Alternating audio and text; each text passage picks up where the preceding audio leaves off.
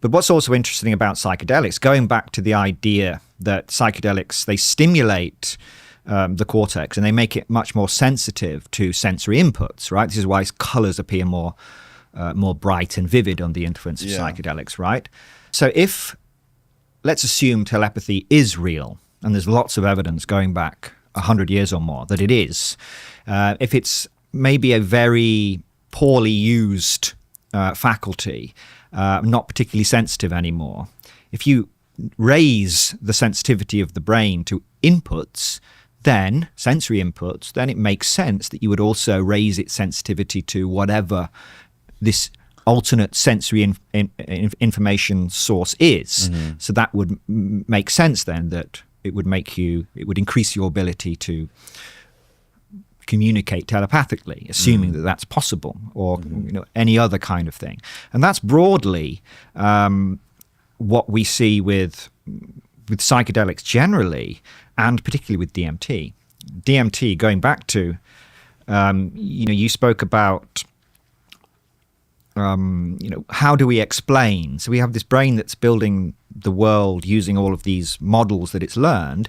How then does it construct these hyper-technological, hyper-dimensional worlds that it hasn't learned to construct, filled with beings that are not animals, they're not humans, they are utterly, completely alien? How is that possible? Right. And that's kind of my argument, is that this shouldn't be possible. It's like the brain is speaking a language it never learned to speak, and doing so flawlessly. It's not kind of fumbling around and just trying to make sense of this disordered or chaotic brain activity. These are razor sharp, engineered to utter perfection worlds. And they are not dreams. They are not dreams. They're often dismissed as waking dreams, hallucinations. But again, going back to dreaming, in the dream state, you can actually. I'll tell you a little story that I was telling Matt yesterday. When I came back from Tokyo came back from the US back to Tokyo, I had a series of lucid dreams where I was... Oh, really? For some reason, when I'm jet lagged, I get lucid dreams. I don't know why. I've had them since I was a child, but completely unpredictably.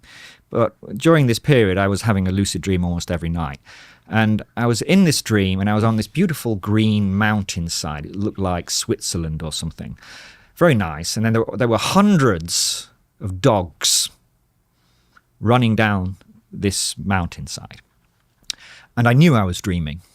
And so I thought, okay, I'm going to do a little experiment.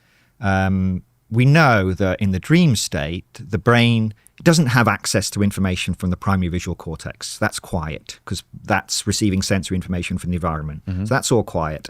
So all the fine details of the world in the dream state aren't being represented. So you can dream of a dog, but it will be a shit dog, right? It's kind of a broad dog, but if you get and they look like dogs, and if you don't know you're dreaming, you wouldn't know any different. But I knew I was dreaming, so I got really close to one of these dogs, like right in its fucking face, and I thought, I'm going to see how good you are.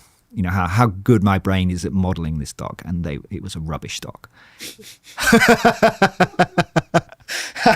It was just really bad. Wow. When it got, and that made sense because my brain, it knows how to build a dog, but unless it's got sensory inputs, it does a pretty poor job when you get down to it. Wow.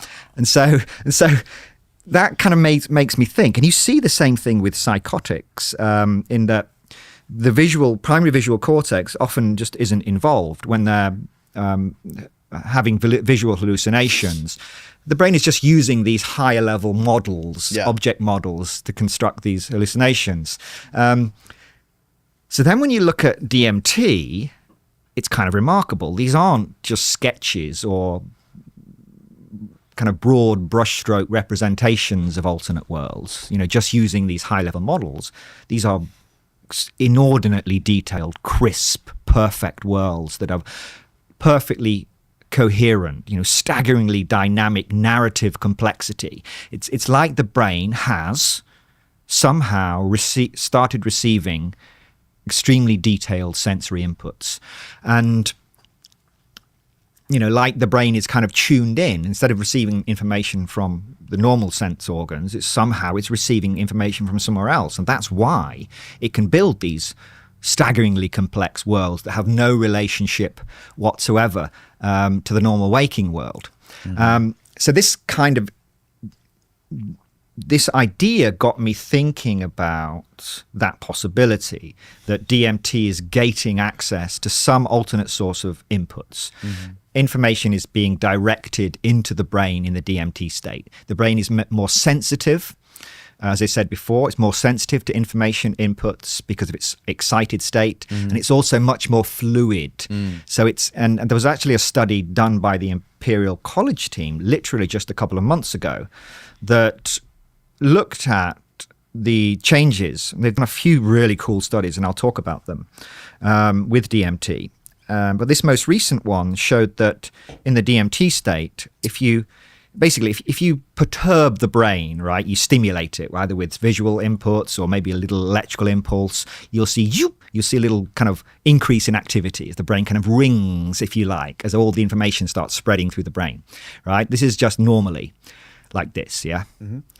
In the presence of DMT, it's more like, right? Because it's so sensitive, you just perturb it a little bit, right, and it kind of, it's so sensitive and responsive to these inputs. So that kind of makes sense, right? That this would be the kind of state where the brain can start receiving information from some kind of intelligence, perhaps, some kind of intelligent agent. But at the same time, if that was the case, perhaps you'd expect to see, because what you can do is, as well as kind of measuring neural activity in a MRI or with EEG, you can also measure now the flow of information through the brain.